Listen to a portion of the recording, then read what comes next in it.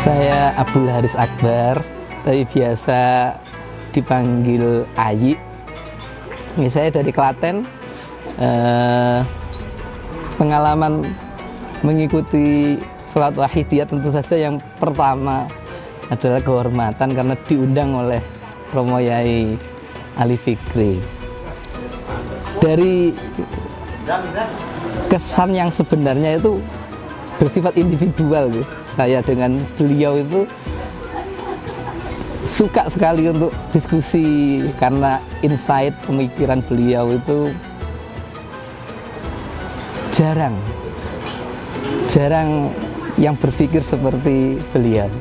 Artinya ada hal-hal yang menarik untuk ngompliti yang cara berpikir yang sudah umum, lumrah pada umumnya.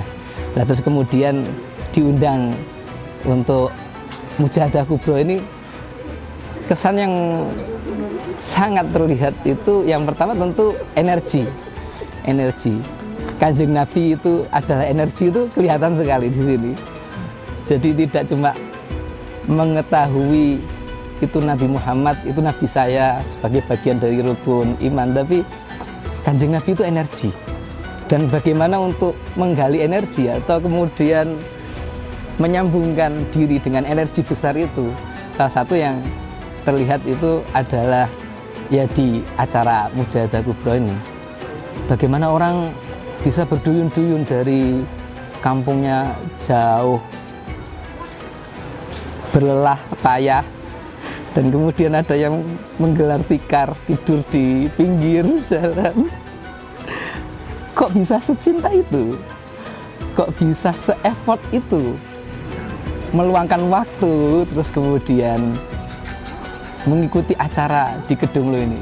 Itu saja sudah hal yang luar biasa. Menggerakkan orang sebanyak itu, terus kemudian mau untuk bermalam dengan apa adanya, dan sepertinya semuanya enjoy, semuanya senang menikmati kebersamaan sama keluarga, makan bareng, itu sama kayak camping.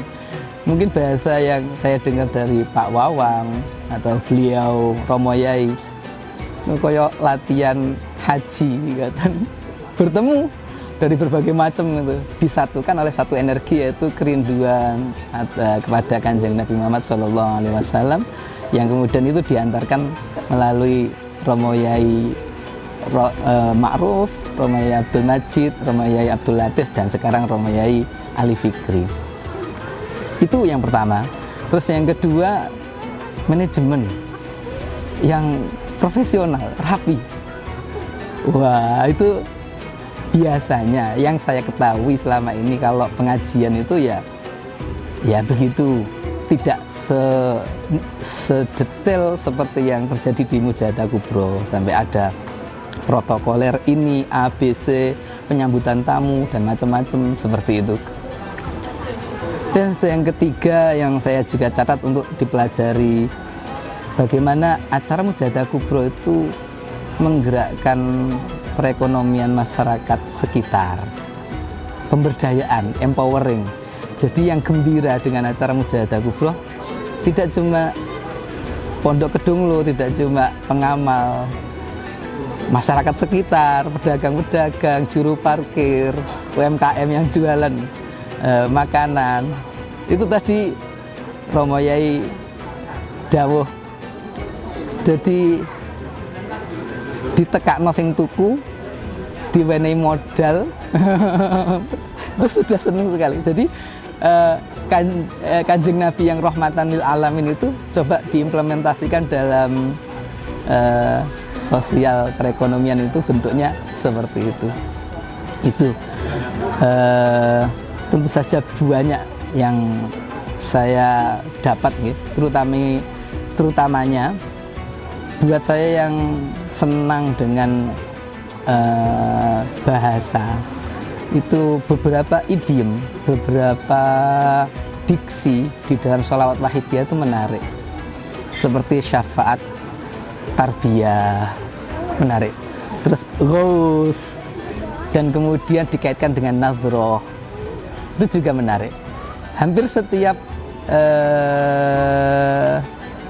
sholawat wahidiyah dan doa mujahadahnya itu kata-katanya itu bisa diulas lebih panjang lagi. Walaupun tentu saja buat para pengamal membacanya, merutinkan istiqomah itu saja sudah merasakan energinya. Tapi kalau dikaji secara akademik itu pun akan menjadi bahan yang cukup menarik untuk dikembangkan lagi. Buat saya begitu.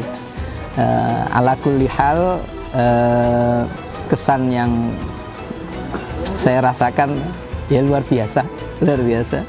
Saya bisa sampai ke sini dikenalkan dengan banyak tempat, banyak orang, banyak tokoh, dan disambungkan ke Rasulullah Muhammad SAW seperti ini tuh. Ya, keramah tamahannya dan nilai-nilai. Ya itu mungkin Mas yang bisa saya sampaikan. Tentu saja ada banyak, tapi ya kata-kata bisa seperti ini. Ya demikian yang bisa saya sampaikan. Matur nuwun kepada Romo Yai Ali Fikri dan keluarga. Matur nuwun kepada seluruh pramu ya. Saudara-saudara pengamal pejuang Shalawat Wahidiyah. Semoga Allah selalu memberkahi, semoga Allah selalu meridhoi. Amin ya rabbal alamin. Banyak salah saya mohon maaf. Assalamualaikum warahmatullahi wabarakatuh.